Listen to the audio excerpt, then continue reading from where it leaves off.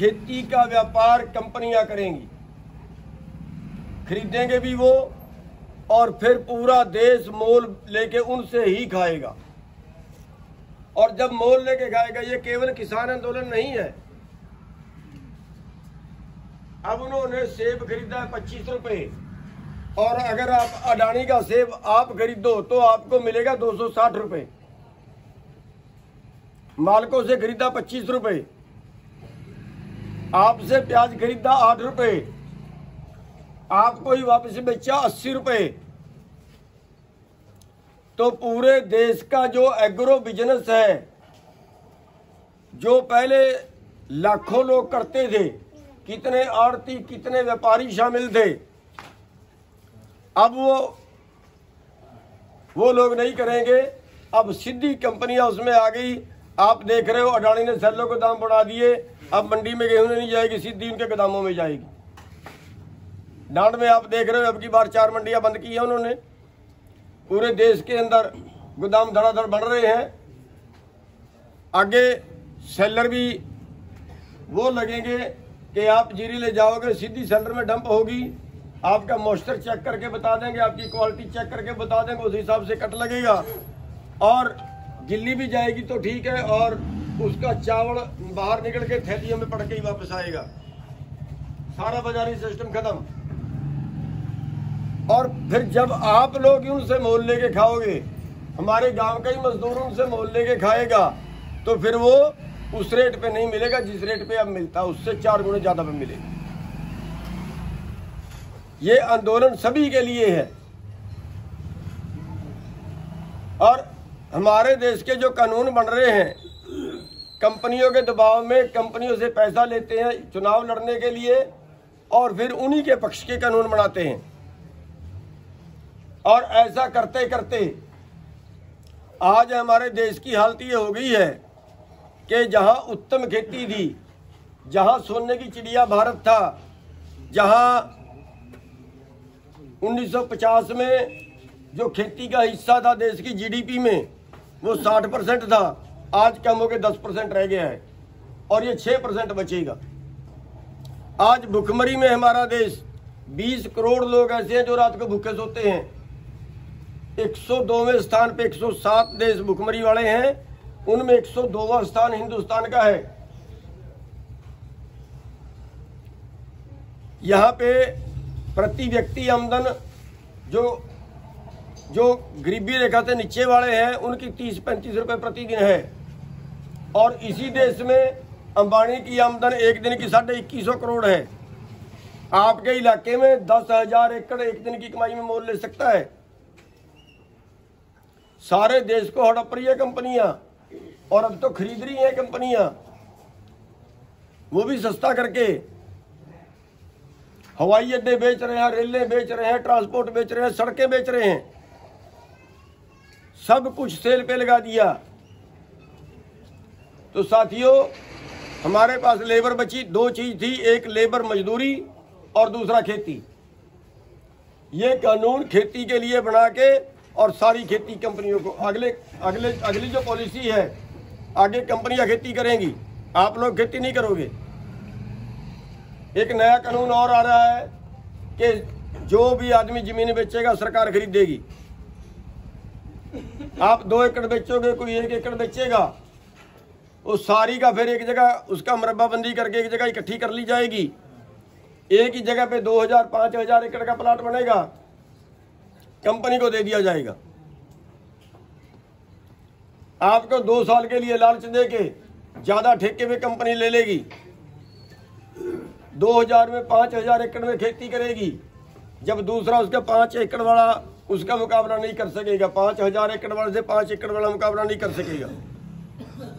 आपके सामने उदाहरण है, हमारे देश में जो ब्रॉयलर पालते हैं, मुर्गा पालने वाले, एक इसमें ब्रॉयलर होता है जो अंडे नहीं देता। 2004 में उसमें कंपनी आई, और आज ब्रॉयलर का 95% कारोबार केवल 17 साल में 95% कारोबार कंपनियों को चला गया। सब पोल्ट्री फार्म वाले, ब्रॉयलर वाले खाली होकर बैठ गए। यही कंपनियां खेती में आएंगी, 10 साल में 15 साल में यहाँ का किसान बिल्कुल खाली, टोटल का टोटल कारोबार आपके पास से जाएगा। बाकी बची आपकी मजदूरी। आज मजदूरी का हाल देखिए, आज मजदूरी का रेट आधा है।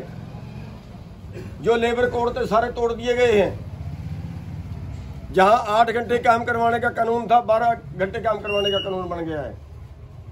कितनी देर भी करवा सकता है। और मजदूरी, मैं एक शोरूम पे गया, वहां पे 2 लड़के काम करते, काफी लड़के काम कर रहे थे। मैंने 2 को पूछा, एक 6800 रुपये ले रहा है, एक 7000 रुपये ले रहा है, और 11 घंटे काम कर रहे हैं। सरकार का रेट न्यूनतम, जैसे हमारी फसल का रेट है, ऐसे मजदूरी का रेट न्यूनतम 9500 के करीब है। 11 घंटे काम, 8 घंटे के 9500 है, 11 घंटे काम करवाए तो 14000 बनाते हैं, लेकिन उसको 7 मिल रहे हैं। सभी चीज का ऐसे होगा, यानी आपको मजदूरी करोगे तो उसका भी रेट नहीं मिलेगा। वो भी सारे महकमे ठेके पे दे दिए, ना मजदूरी का रेट ना फसल का रेट। यानी पहले भूख दो फिर भीख दो। 2-2 हजार रुपये में हमने वोट डाल दी। अभी जो उन्होंने थैलियां बांटी, 5-5 किलो गेहूं या 5-5 किलो चावल, हमारी लाइनें लगी हैं 5-5 किलो गेहूं लेने के लिए। पहले भूख देंगे फिर हमें भीख देंगे, और उनकी भीख के ऊपर ही जिंदा रहना पड़ेगा। इसलिए बिना लड़े, बिना ये आंदोलन जीते हमारी जिंदगी चलने वाली नहीं है। और ये आंदोलन जीतने के लिए हमें अत्याचार भी बर्दाश्त करने पड़ेंगे, लठ भी खाने पड़ेंगे, मुकदमे भी झेलने पड़ेंगे, और संतुलन भी बनाए रखना पड़ेगा। हमने किसी पे हमला नहीं करना है। हमारे जगह जगह से खबरें आती हैं, जैसे करनाल में लाठीचार्ज हुआ, लोगों का खून उबाला खाया, और इतना खून उबाला खाया कि वो थानेदार के घर पे धरना दे दिया। और जगह जगह पे हालात ऐसे हो गए कि जैसे आप मुहाराना आंदोलन हो जाए। अगर आंदोलन आप मुहारा हो गया तो आंदोलन टूट जाएगा, बचेगा नहीं। आपने जाट आंदोलन देखा है, जब ओवर कंट्रोल हुआ तो लड़के किसके मरे थे? 30-32 लड़के मरे हैं, सारे हमारे थे। आज सजा काट रहे हैं बहुत से लोग। क्या कर लिया हमने? और आंदोलन खत्म, कोई रिजल्ट नहीं निकला। इसलिए इस आंदोलन को बचा के रखना जरूरी है। अगर हम किसी को मारेंगे, देखिए हमारे सिर पाड़े हैं, हमें लठ मारे हैं, तो देश का खून खोला, देश में जागृति आई है। देश में नहीं, दुनिया में जागृति आई है। अगर हम किसी को लठ मारते, अगर हम किसी के सिर पाड़ते, तो हमारे विरुद्ध यही जागृति आनी थी, सरकार के पक्ष में जाती। आंदोलन का एक तरीका यह भी है कि हम सरकार के इतने जुल्म सहें कि देश की आत्मा जाग जाए, अगले की भी आत्मा जाग जाए। और आज जो जागृति आपके अंदर है, वो एक आंदोलन की ताकत बनी हुई है। तो साथियों, हमने इस आंदोलन की ताकत को बचा के रखना है। हमने किसी पे हाथ नहीं उठाना। मुकदमे बनाएंगे हम झेलेंगे, जेड़े अपनी तैयार करें हम काटेंगे, लठ मारेंगे हम खाएंगे, लेकिन बात अपनी मनवाए बिना वापिस हम नहीं आएंगे।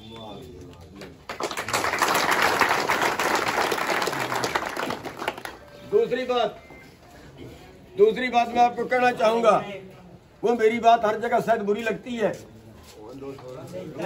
बस आप 5 मिनट के लिए रुक जाओ। 5 मिनट के लिए रुक जाओ। दूसरी बात मैं आपको और कहनी चाहूंगा, मेरी बात बहुत चुभती है कईयों को। हमारे देश में क्या कानून है?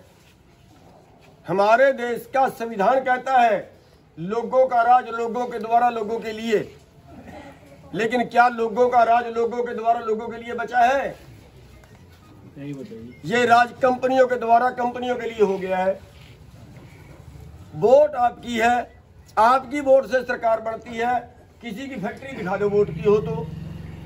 जब आपकी वोट से सरकार बनती है तो फिर ये कांग्रेस की या बीजेपी की या फलाने गिरोह की, उन गिरोहों की सरकार कैसे बनती है? ये तो वोट लुटेरे गिरोह हैं। वोट लुटेरे गिरोहों की सरकार कैसे बनती है? और वो आपसे वोट लेके आपको लठ पेलते हैं और आपके विरुद्ध ही कानून बनाते हैं। वोट आपकी है और हम अगले बार फिर उन्हीं को वोट देते हैं और वो हमें फिर लठ मारते हैं। बस यही क्रम चलेगा। हमें सोचना पड़ेगा। आपके बीच से अच्छा उम्मीदवार नहीं निकलता क्या?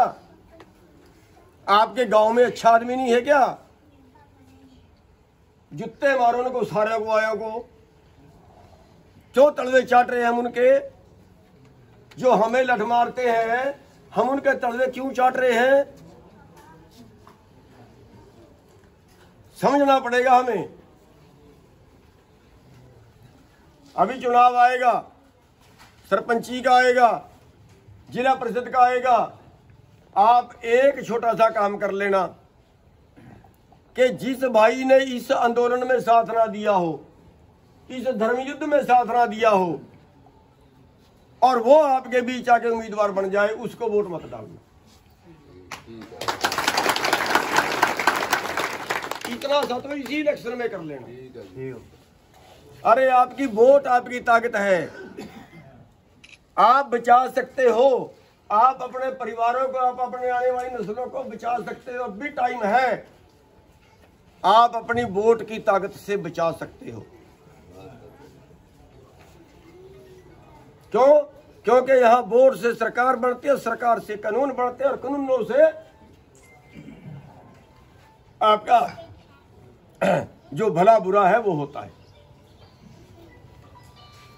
2 लाख के कर्जे में किसान फांसी खाता है। आज देश पे एग्रो इंडस्ट्री का कर्जा अलग कर देना तो 7.5 लाख, 7 लाख और 8 लाख करोड़ के बीच कर्जा है किसानों पे एग्रीकल्चर का। पिछले 20 साल के अंदर 4 लाख मर चुके हैं जो रिकॉर्ड में आए, जिनका पर्चा दर्ज नहीं हुआ पता नहीं कितने हैं। और आज उसी देश के अंदर जिसमें पिछले 20 साल में 7.5 लाख करोड़ के कर्जे में 4 लाख किसान मर गए, उसी देश में 20,000 50,000 करोड़ के कर्जे में एक भी आदमी ने फांसी खाई तो बता दो। आज 15 लाख करोड़ एनपी है देश का।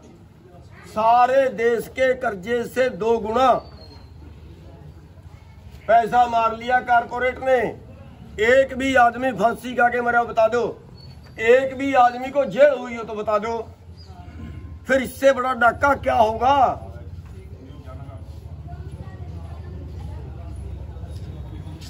साथियों, ये कानून कौन बनाता है?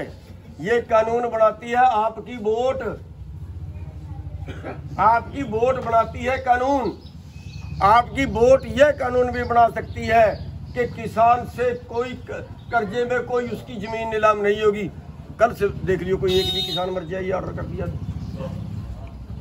आप 5 लाख रुपया कर्जा लेते हो, 5 लाख की 5 एकड़ जमीन रह कर लेते हैं, वो 1 करोड़ रुपए की।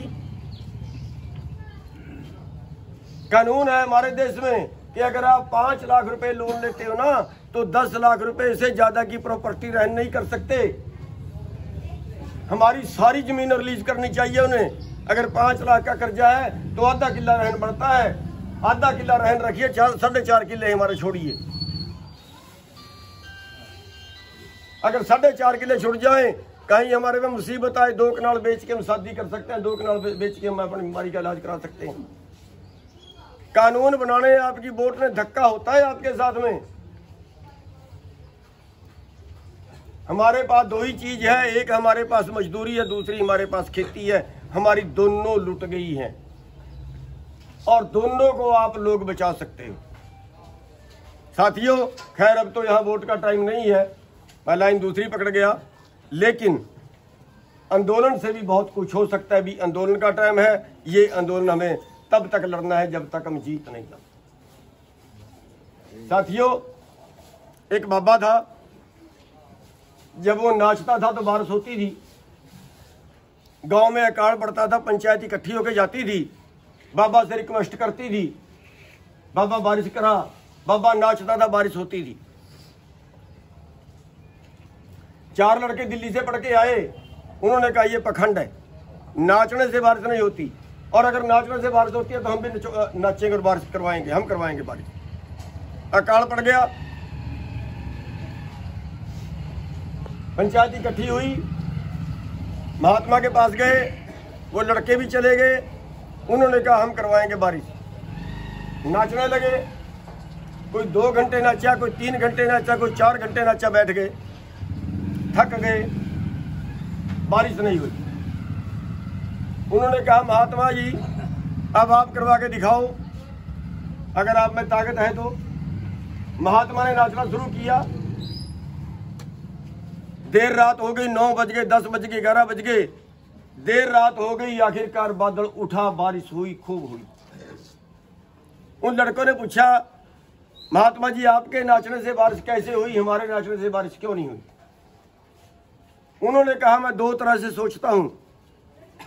एक, मैं ये सोचता हूं कि जब मैं नाचूंगा तो परमात्मा दया जरूर करेगा, जब मैं नाचूंगा तो परमात्मा बारिश जरूर करेगा, दया जरूर करेगा। और दूसरा, मैं तब तक नाचूंगा जब तक बारिश नहीं होगी। इसलिए आपको भी दोनों तरीके से सोचना है। एक तो उस ऊपर वाले पे विश्वास रखना है कि हम आंदोलन जरूर जीतेंगे, और दूसरा, जब तक हम जीतेंगे नहीं तब तक हम लड़ते रहेंगे, चाहे मरे मौके पे। आपने गांव में आने का मौका दिया, आप सबका बहुत बहुत धन्यवाद।